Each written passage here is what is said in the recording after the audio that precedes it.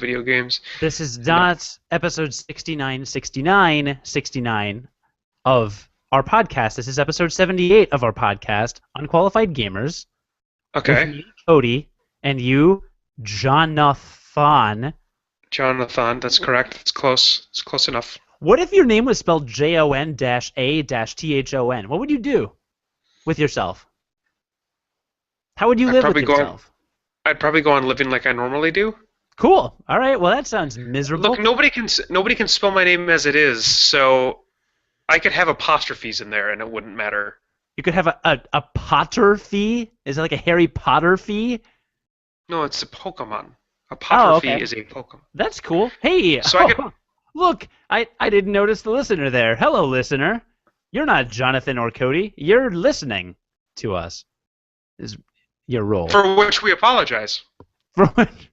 Yes, yes, barely. Today we are going to talk about not a lot. I have a minor update in my progress in Bravely Default, and I'd like to talk about a video game that we've talked about before that I played a lot of this weekend. Final Fantasy 13. Not shockingly, not one of the Fabula Nova Crystallich series. I believe that's the French pronunciation. No, actually, Civilization 5. Sid Meier's Civilization 5, as Twitch TV would call it. Yes. Yeah, the great Sid Meier's. So this is a shorter podcast. You know, it's the summertime. John's doing construction on his home. I look like crap because I just finished doing DDP yoga, so that's still happening. So that's your excuse. That is my excuse this week. Got it. Okay. Yeah. So, no, I just finished doing it. Today I began week. I don't have my sheet. 4 or 5. I think 5 or no, week 6 of the intermediate level. So I just did Energy and Red Hot Core. I've done Energy like a bunch of times. Red Hot Core is new to me. I just did it, and it's a lot of ab work, obviously, as it is called Red Hot Core. And it was very hard, and I sweated. I was sweated a lot. You sweated. Okay. I sweated a lot. Yeah, sweating is okay. It's okay to be sweaty. Yes, unfortunately you can't smell me, so we're good. That is fortunate. That is that. So that is my report on my last hour of my life. John, tell me about your last hour of your life. Specifically. It's probably you probably don't want to know. Probably it's not. not So something tell worth me talking about something else, like your weekend. Did you work all weekend? I did. I worked all weekend, and it was, I kind of take for granted the fact that I live 4 minutes. Like when I'm living at home, I live 4 minutes from work. But when I'm living where I'm at now, it's like a half an hour from work, about 20 minutes to a half an hour from work. And I kind of take that for granted because basically I have an hour less of my day with which to do stuff. So, yeah, I would get back from work, and actually we had like dinner plans each of the nights over the weekend, which were my 2 weekend days, which I worked both of those days. Friday I worked 12 hours, and then Monday evening we had plans because I had another contractor come over to the house. I have all the contractors hired finally. Oh, you hired Everybody's the contractors. Everybody's hired. Everybody's hired. Money for everybody. So everybody is hired. And so that was Monday night. And then Tuesday and Wednesday I worked 12 hours both of those days. So like I haven't done anything. I haven't done anything. You haven't played any video games? I'm so lonely.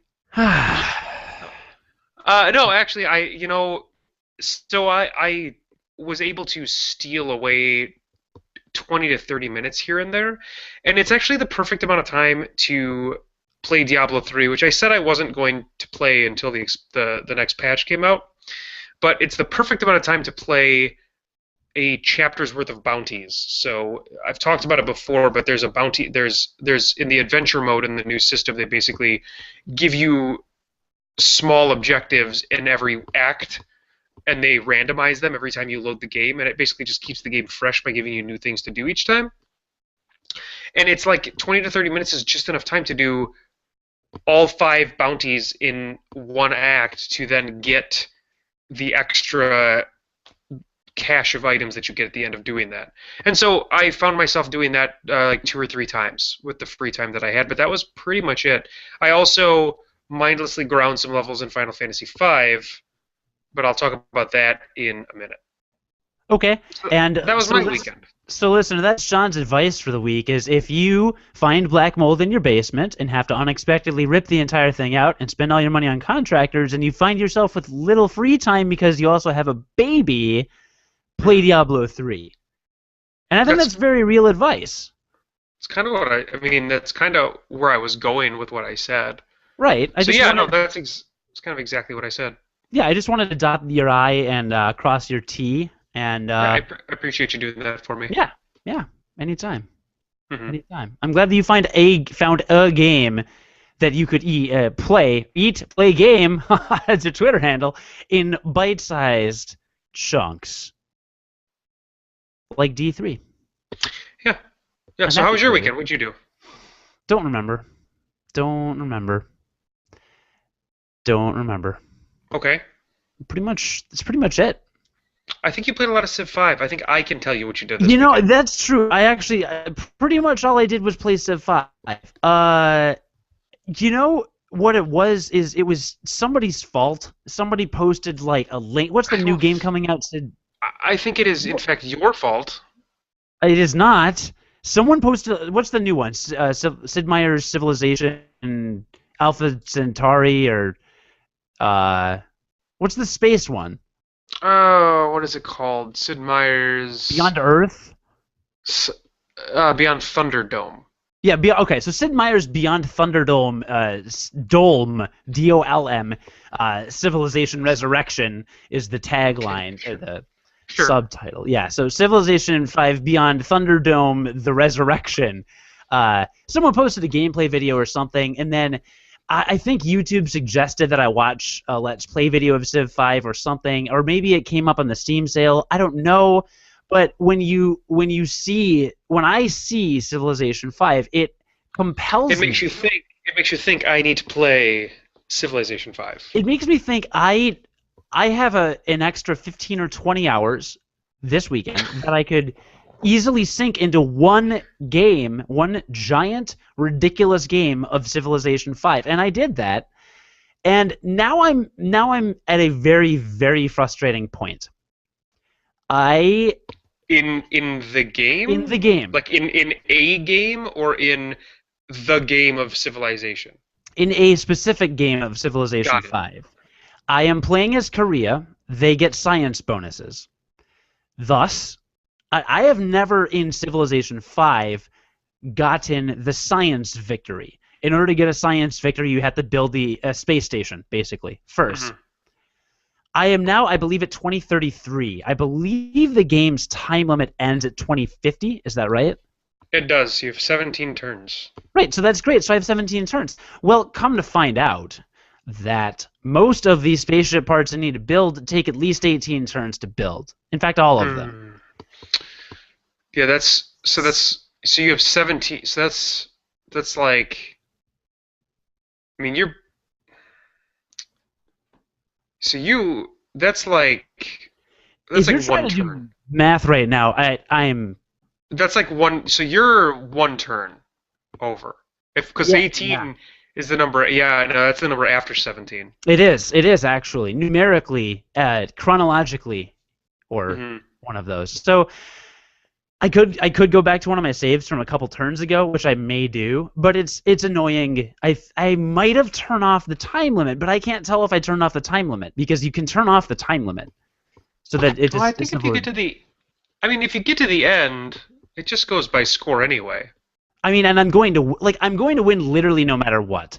So I'm in the position right now. I have like 2 or 3 nuclear missiles pointed at my. There are 3 civilizations left. There were 8, and then I destroyed 4 of them because they kept pissing me off. It was not my preference, but they kept declaring war on me. So what am I gonna do? So there are 3 left. I have nukes pointed at their capitals. I've got nuclear submarines and battleships up the wazoo and some giant death robots now. Like, I could easily get a domination victory. I have passed the point where I could get a diplomatic victory.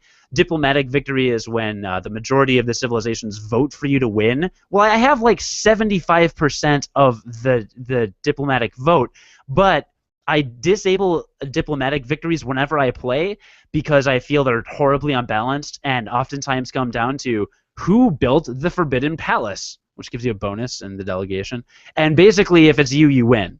So I just think Okay. that's a horribly broken victory type. So I disable that one. Cultural victory is so ludicrously difficult and painstaking to get that I don't think a computer is ever going to get it.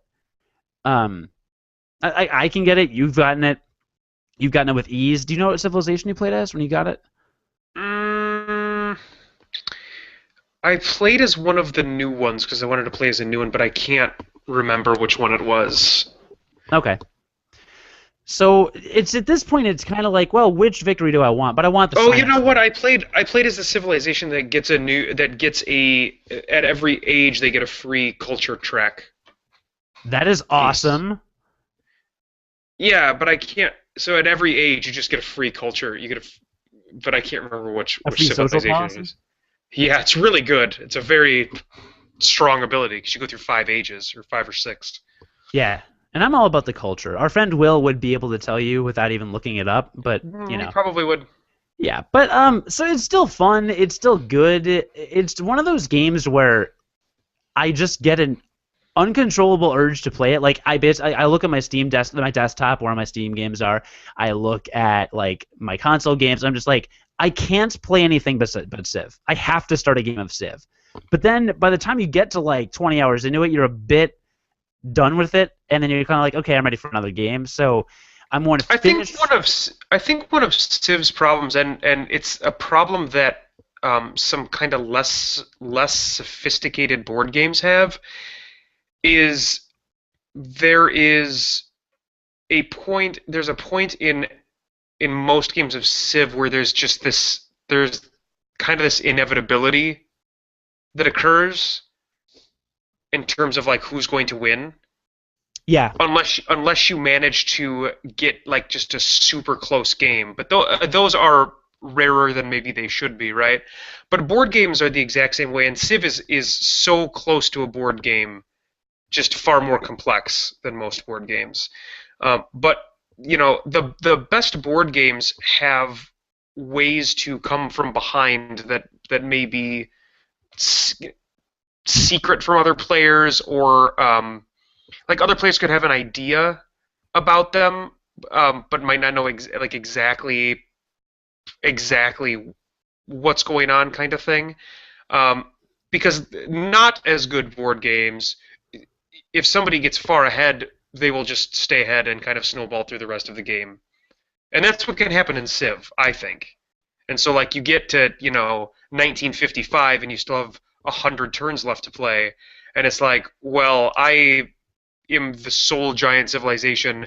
I am producing, 3 times the amount of money as the next civilization. Like, there's no way I'm going to lose this game. Do I really want to spend 3 hours playing this out? yeah. The answer is yes. I've read that criticism elsewhere, and I'm not like a couple days ago I was having some issues with the happiness of my civilization, and that was like a fun problem to solve because I was ahead in everything, but I had like negative 26 happiness, which meant that my cities were literally just going to start revolting and becoming property of other civilizations. Mm-hmm. Um, so that there was that, but once I resolved that issue, which was a very easy fix, you just starve all the unhappy citizens and they die. Good job. Hmm.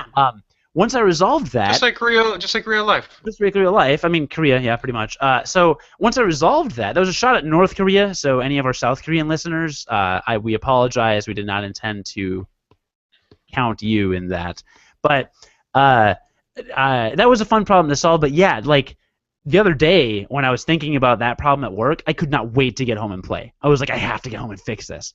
And now, like, I got home tonight. I did yoga. I'm doing the podcast. Like, I'm kind of like, I mean, I can finish tomorrow, I guess, because it's just like a matter of finishing. I want the Steam Right. achievement for doing a science victory, but I agree with what you're saying, and I see that flaw. The other problem is though, when you're talking about video game design, is if somebody gets like 15 or 20 hours into a game, then do you want there to be that chance that that person loses? Like, where's that tipping point?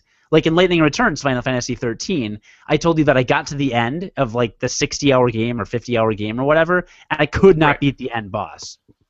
And at that point, you can't level anymore. So I had the option of either starting New Game Plus from the end boss, playing through the whole game again to get back to them, or that was kind of it.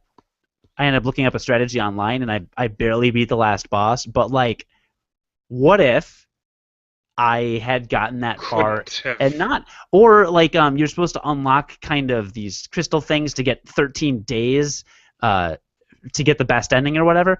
Or I think to even fight the final boss. What if I gotten 12 and then just ran out of time to do enough missions and then had to start New Game Plus like 80% into the game? It's just kind of a balance they have to That hit. probably would have been a bummer. Probably would have been a bummer. So I'll give you an example since I was likening Civ to board games because again I think it is basically a board game, right? We can agree on that. Um, my favorite board game of all time is a game called Twilight Imperium, and it's this epic space exploration, area control, objective control, victory point game, right? And the first person to 9 victory points wins. And the game starts off with 1 victory point objectives for there to be public objectives for the table to claim. But as the game goes on, about 2/3 of the way, maybe halfway into the game, objectives start to come out that are worth 2 and sometimes 3 points. Now these are usually much harder to get, but if you're only getting to 9 points, you can imagine that claiming these objectives really speed the game along. And so even if somebody gets ahead 4-1, for instance, like say you're playing a 6-person game, the player who's in first is at 4, the next player's at 3, and then you've got 4 players at 1 point. When you start to reveal those later objectives, if you position yourself correctly, you can still accelerate to the finish line and end up winning the game. But the chances are certainly less than if you walk into that middle and late game ahead of everyone else, right?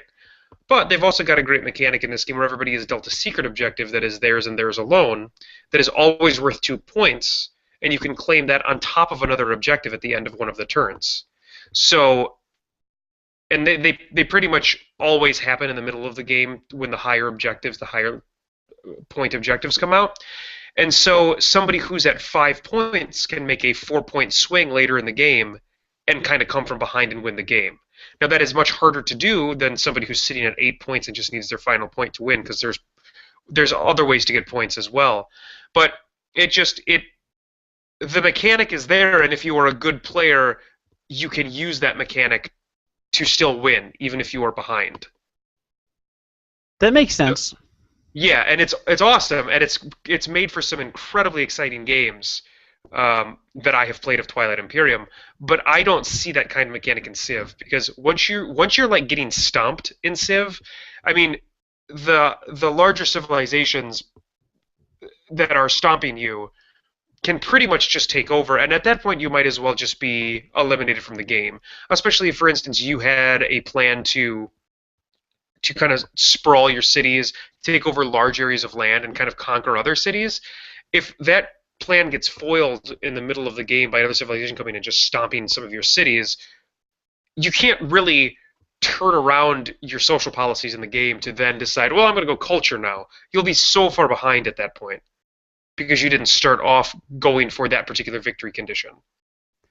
So there's just not a lot of ways to come from behind in Civ once things kind of start to get out of hand. Yeah, it's tricky, and it's one of the most complicated games, I think, out there in terms of the amount of stuff you can and have to do. So I think it's hard to balance perfectly. My problem with the military is everyone declares war on you, which sucks, because sometimes usually for no reason they will declare war on you. And yet the military AI is pretty terrible. You can somewhat easily trick the computer.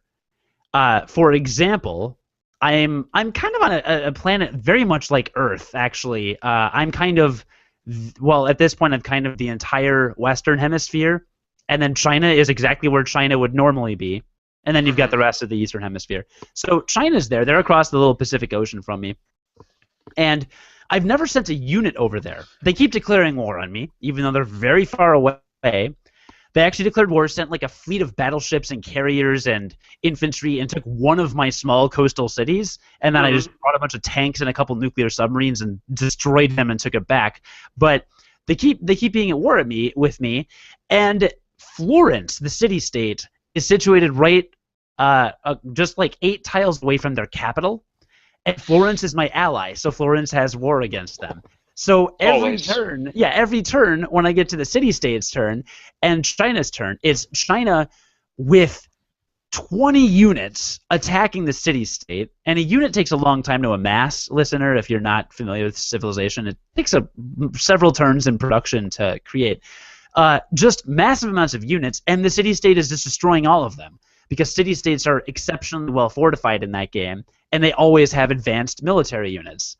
So China has now offered me That's kind of funny. Yeah, so China has now offered me a peace treaty like 3 times because presumably half of its military is getting destroyed by a city-state sitting there because they keep attacking it. That's pretty ridiculous.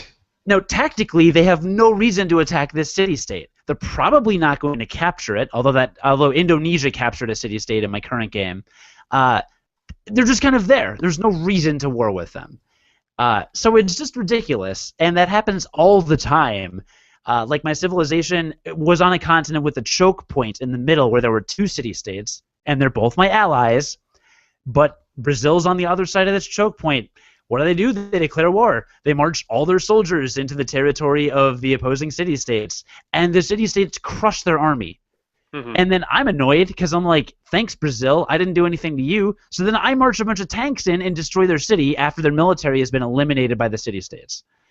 So the military AI is kind of terrible, while at the same time the difficulty is exceptionally high because unless you're able to I feel like to do well tactically, you have to exploit a weakness of the game as opposed to really thinking through so it's not a perfect game. I like the hell out of it. I love it. I like it in spite of its flaws. I think it's still a really fun game and engaging, but yeah, there's a lot of little issues here and there. Sure. Still having fun with it though. So did you want to give an update on your Final Fantasy V 4-job Fiesta? Yeah, very, very few updates. So the last time I said I was near the end of the game, right? Well, now I am at the end of the game, and it is... I have realized that I may have one of the worst party compositions that you may be able to get in the game, legitimately, for this 4-job Fiesta. And my biggest problem is that I really have 3 of the classes. I've gone through them before, but the 4 classes that I'm required to use are Thief, Red Mage, Ninja, and Dancer. Of those 4 classes, the only one that really brings end-game style utility is my Ninja. Even my Red Mage... I've realized, because the Red Mage gets an ability that allows them to cast 2 spells in a row of any spells that your character has learned. Well, none of my characters can't learn spells because they don't have any other mages. I've got no synergy to have that Red Mage work with any other classes. And so the Red Mage ends up being worthless as well. And so I really just have my Ninja in terms of a class with good utility. And so I'm just kind of stuck. I'm at Neo X Death, who's the final boss in the game. And he's just a beast. So I don't really know. The only thing I think I'm going to do some research into maybe some tricks, because at this point I'm kind of stumped in terms of what I've tried to do. I blew all of my money on these ridiculously strong throwing weapons, but I have no the way you're supposed to defeat him at the end. Again, he's got 4 little pieces to his final form. You're supposed to attack them all at once and to kind of destroy them all at once. I have no multi-target anything. And there are no items like bomb fragments or anything you can use? Not that is significant. Not that can cause a significant enough amount of damage. You get those from throwing stuff. But it's only single target high amounts of damage. And so I'm wondering if maybe there's going to be a trick. Because to be perfectly honest, it's one ability that the boss uses. It is legitimately just a single ability that the boss uses that is kind of screwing me over. So I need to figure out if there's a special trick. Maybe there's an item that I can farm up that negates that particular ability. I don't know if it's an elemental ability or if it's just something because I can't. The other thing is it causes a massive amount of damage to all of my characters, and in a regular party, I would have white magic on a character, and I would just heal everybody up with like a multi-target heal spell. I don't have those, or I don't have them nearly powerful enough to heal up my whole party. So I'm just kind of stuck. I'm just really stuck. What level's your party? About 50. Oh, Which you the got first time I ever the first time I ever beat the game, I beat it with my characters around level like 43. So I'm already kind of over leveled for the area. Yeah, but you have so much headroom. You can just grind up to like 80. The experience curve in Final Fantasy V is not really one where you grind up to 80, because Yeah, I'm I already know. at the point where it takes about 40 battles, I would say, to gain a level. Oh my god. And so it's just kind of a discouraging process, and I wish I had some sort of key with my current party composition to be like, all right, this is the way to do this. I can just spam this and be done with it. But there's just not. There's just not. And everybody's so weak, and everybody's got low hit points that it's. I don't know. I don't know how I'm going to handle it. I mean, the brute in me just kind of wants to spend 6 hours leveling up and then go at it again and see if that's enough. And it probably would be. That sounds less fun. Like it sounds really monotonous, and not something I'm terribly ready to commit yet. When I'm having trouble finding 20 and 30 minutes to play games, you know what I mean? Yeah, that sounds like it could be problematic. But I think I have till September, so I got plenty of time. My laptop decided it doesn't feel like taking electricity from my walls. Oh, there it is. Good. It's a weird problem. It's a weird problem to have. I know, isn't it though? It's got a Podcast saved. jerk laptop. No, it happens. Well, this isn't my charger. I'm borrowing this charger from work. My charger is in your house. Oh, good luck finding that. Yeah. So thanks for I sending should me take a that. picture. I should take a picture of my basement so you can see what it looks like down there. I can't even get into my basement at this point. Yeah, sounds about right. Which is fine. Pretty awesome. Had you shipped me my charger that I forgot at your house when No, I it's in the asked mail. you to, No, it's in the mail. I shipped it. when I asked you to, then I'll we ship it wouldn't tomorrow. have this problem. You'll get it in a couple of days. I'm taking it out of your pay if I have to buy my own charger. Mm-hmm. I'll ship it. Like I said, I'll ship it tomorrow. I'm sure I can. Sure, I can I'm sure find you it. can find it. Very Okay. easy. Yeah, great. All right. Well, I mean, that's kind of it for today. I know we didn't have much to talk about, listener, but you know, John's clearly been busy with stuff. I just got stuck into this Civ 5 death trap. And when that happens, there's no other games to talk about. Not much has happened in gaming news this week, really. No, not at all. I mean, it's been a very, I think this is the standard cycle for video games. The summertime is just slow. Like people go outside sometimes. Sometimes. Some people do. Let's not get too crazy. Some people do. Yeah. Yeah. I will just give you a quick update. I'm still working in Bravely Default. Once you hit Chapter 5 in Bravely Default, there is a significant difficulty spike. Now, for background, after we recorded the podcast where you gave your first impressions, or at some point you said on the podcast the game was a bit easy. So I was I was halfway into Chapter 1 at that point. It was very early in the game. So I set the difficulty to hard mode, and I've played the entire game hard mode since. With I thought a very, very reasonable amount of difficulty. I thought it was very challenging, very rewarding. It was good balance. Got to Chapter 5, nope, can't do it.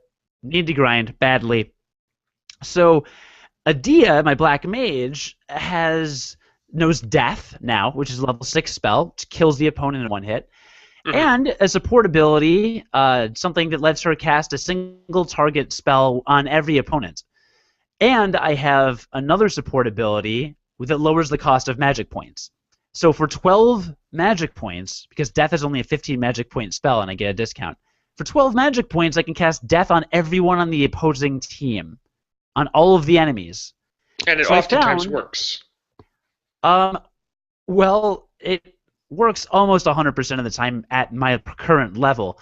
I started leveling I think I was in the low to mid 60s when I started leveling, Hmm. and I toyed around with a few different methods of leveling because I didn't figure the strategy out for a while. But up until about level 70 or so, I would say, or mid 70s, low to mid 70s, I was actually going to a place with a lot of undead monsters and casting raise on all of them with Agnes. Then I found a place with equal difficulty monsters and rewards, but with no undead creatures because you can't cast death on an undead creature, right?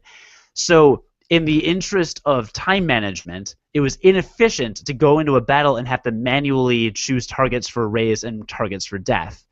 Now I'm in an area where I can just death all every battle, and in the morning I have like a 35 to 40 minute, maybe like a 30 to 40 minute train ride in the morning. I was Hmm. texting you this morning. I started at level 80. By the time I got to work, my entire party was at level 86. And by the time I got home, my entire party is now at level 95. So using this method, and to explain the increase in speed, somewhere in the mid 70s to late 70s, I got the growth egg, which sacrifices all money you get after a battle, but doubles your experience and job points. So I've been Sure. doubling everything.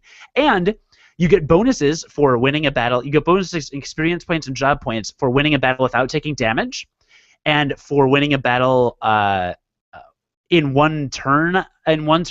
And you get extra money for winning a battle by sweeping the enemy, so killing them all with one spell. So for a while, I was getting some bonuses from that. But yeah, that's the way to do it. That's the way to really, I thought to myself, oh, I'll get to like 70 or 75 and it'll be good. But it just became so addictive because it was so easy to level that now I'm at 95. And it's like, Yeah, as kind of a cheater way as it sounds, the PC version of Final Fantasy VII, I think, really kind of gets it right. So one of the things that they added was they just added basically added an auto level button. So you just hit the button and you raise your character stats that way, which is the equivalent of leveling them. really? And yeah, and when you think about it, like there there is probably the enjoyment that is derived from grinding is probably due to, I guess, feeling like you are working for your levels, but ultimately the end result is the same. Whether like it just you say there's so many video games to play, and there's so not enough time to play them that if you know you are able to get to that final goal, and quite literally the only thing you are doing to get there is to run around in the same circle over and over again to raise your stats. It makes sense to me to then instead just put in a button that says, all right, just raise the stats. And don't spend 6 hours running around fighting the same stuff over and over again. Yeah, I agree, and I think Square does an exceptional job of this because I've also heard that in Final Fantasy VIII, you can just click a button to increase the quantity of magic spells your party has, so you don't have to draw from enemies for hours on end. Which is great. It sounds Which, great. yeah, which is essentially how you level in that game. I mean, Yeah. honestly, it's better even to draw and junction spells to your stats than it is to level. You, Yeah, and I mean, you can use that however you'd want, but the way that I would see myself using that is I would play the game just as normal. And then like if I hit some small difficulty spike, I may even still grind a bit to like if I needed to gain a single level for my party or something, I may even still grind to gain that single level. Kind of where I would see this being the most beneficial is in a situation like what you just said, where you hit just this insane difficulty spike that was going to take a significant amount of power leveling, right? yeah, Before you were going to be able to kind of continue with the story. So you knew you were going to have to invest some serious time in literally just running around to gain levels. And that would be a great opportunity to just be able to be like, all right, I'm going to hit a button. Everybody's like 20 levels higher now. I'm still going to make this challenging for myself because I want the game to be fun. But now I just didn't have to spend, 3 hours doing the same thing over and over again. yeah, exactly. And we'll see if I broke the game with difficulty now because even if I switch back to hard mode, I mean, I went from level 60 to level 95. Like, my stats are gonna be really high. Right. So I know I went from barely beating bosses to I'll be able to beat them, but am I just gonna squash them now? I don't know. We'll see. I'll keep you Yeah, posted on don't that. get me wrong. Bravely Default did some great, like they already did some great stuff to push the genre forward with that random encounter slider. I think that's awesome. Yeah, it So, makes leveling really, really fast because I doubled the enemy encounter rate, so right, it takes like 8 steps and I'm in a battle every time. right, right. It's my comment was just about like having like an auto level or auto power up feature is basically the logical extension of that. Sure, instead of will enable you to grind faster, it's will enable you to grind really, really To faster. or just not have to grind. Really, really more fasterly, Really, really honestly. more fasterly. I So think, yeah. good adverb droppage. Thank you. Present perfect participle verb, adverb. Beyond Earth, Person, place, or thing. the resurrection, Thunderdome. Hmm. So I forgot to ask listeners what they played this weekend. I've You been know, our busy. listeners are they're probably taking summertime to do family stuff. They're Let's just probably doing assume that. family stuff with our podcast playing. They're probably at cookouts right now. Like there Hmm. is probably a listener at a cookout with his family, and they're all being silent listening to us on the outdoor speakers. And we've disappointed them with. That's a terrifying thought, actually. I really hope you're not subjecting your family to this. I hope you're not subjecting anyone to this. Well, I hope you've stopped listening by now, listener. To be perfectly I honest. I disagree with Jonathan. I want you to make people listen to our podcast, especially people that don't want to, because I feel that's the best way for us to grow our audience Yeah, organically. you're probably right. Thank you for that. So, listener, if you could tie a loved one down this weekend, um, and maybe put headphones on them so you don't necessarily have to listen to the episode again, because that'd be redundant. Um, but tie them down and then make them listen to one of our episodes. Um, we would appreciate that. Yeah, I think we speak for everyone, literally, when we say that. Hmm. All right, so please find us at unqualifiedgamers.com and subscribe to us literally everywhere. We're on the social media. Do it. We are. That's all I have to say. Mostly me, really, because look at your face. Yeah, I try to stay in the shadows. I'm like the Hunchback of Notre Dame, right? Like he took care of the chapel, right? So like he was important, but he was hideous.